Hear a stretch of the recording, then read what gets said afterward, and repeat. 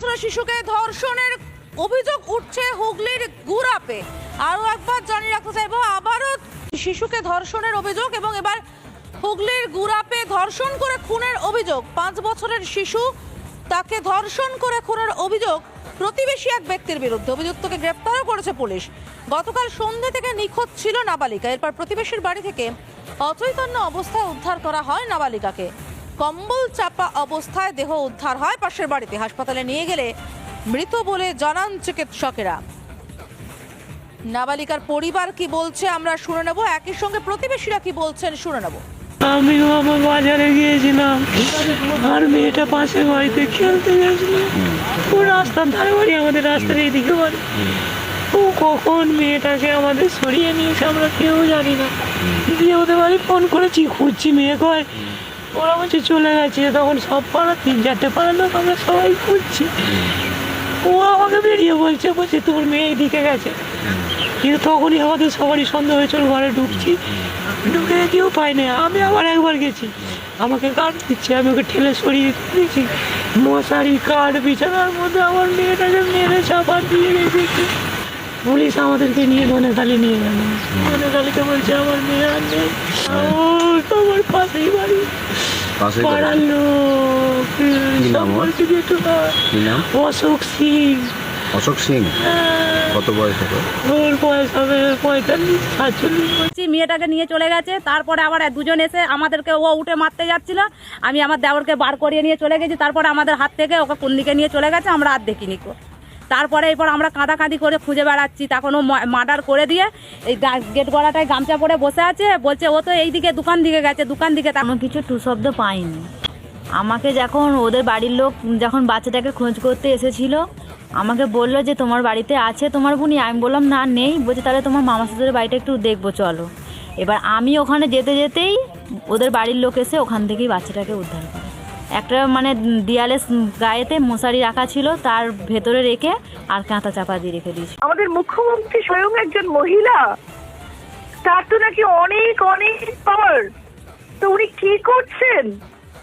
একটা ভৎসনা নেই, হয়তো শুধু শুধু গ্রেপ্তার, আমি জানি না, মানে গ্রেপ্তার হয়তো করছে, কিন্তু তারপরে তাদের কি হচ্ছে তাদের সাথে? উনি একটা বলেছিলেন যে এই 7 দিনে নাকি বিচার করে ফাঁসি দিয়ে দেবো।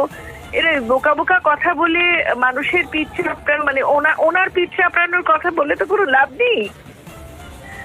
আমার মনে হচ্ছে জনসাধারণ যদি এগিয়ে না আসেন, মুখ্যমন্ত্রীকে যদি এর একটা এক্সপ্লেনেশন যদি না চান, তাহলে কি হবে?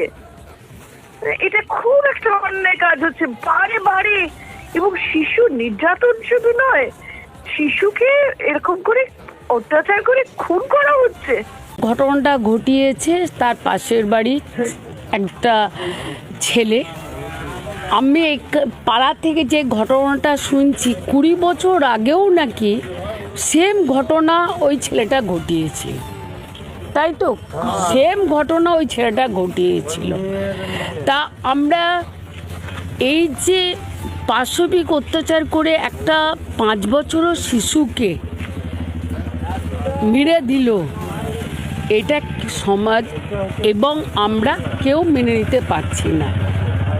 কালকে প্রশাসনের সবাই এসছে এবং আমরাও চাইছি এবং আরও আসবে। এইটা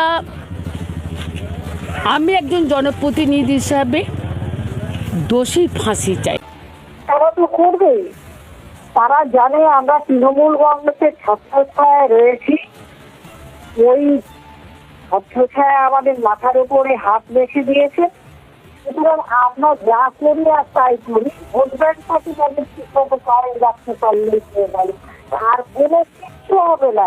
দেখুন না, কোথায় অপরাধের বিচার হচ্ছে, কোনো জায়গায় কোনো বিচার নেই, বিচার হবে না। এইভাবে প্রতিদিন আমরা দেখছি আপনি বলেন এই কথা, প্রত্যেক দিনের ঘটনাকে খুব বড় ধর্ষণ করছে। ধর্ষণের মানে বলবো আপনাকে, মানে নিয়ম হবে প্রতিদিন ধর্ষণ হচ্ছে। বা মুখ্যমন্ত্রী মহিলা হয়েও এমন অবস্থা হয়েছে, তিনি কোন রকম কোনো আক্ষেপ করেন এবং তার কোনো মানে চিন্তা ভাবনা দূরের কথা, মানুষের জন্য কোনো ভাবনা তিনি ভাবছেন না। পরিষ্কার উনি মানে চোখ বন্ধ করে ভীতুগ্রস্ত হয়ে বসে আছে। লজ্জা থাকা উচিত মাননীয় মুখ্যমন্ত্রী। এই যে অভিযুক্ত বাড়িটাকে পুরোটাই কিন্তু পুলিশ ঘিরে রেখে দিয়েছে, যাতে অন্য কোনো ঘটনা না ঘটে। আমাদের সঙ্গে রয়েছে স্থানীয় যারা রয়েছে বাসিন্দা, একটু কথা বলবো। আমরা খুঁজে খুঁজে কোথাও পাইনি গো, খুঁজে নিয়ে এসে আমরা ওই দিক থেকে আমি পয়সা দিয়েছি, খাবার কিনে নিয়ে এসে ওখানে খেয়েছে দাঁড়িয়ে, আবার ওকে পয়সার লোভ দেখিয়ে আবার ঘরে ডেকে নিয়ে এসে এরকম কাজ করেছে ওর সাথে। দিয়ে আমি এলাম, এসে দুটো টর্চ মেরে মেরে দেখে ওর বাড়িটাও ঢুকলুম, কিন্তু দেখতে পাইনি।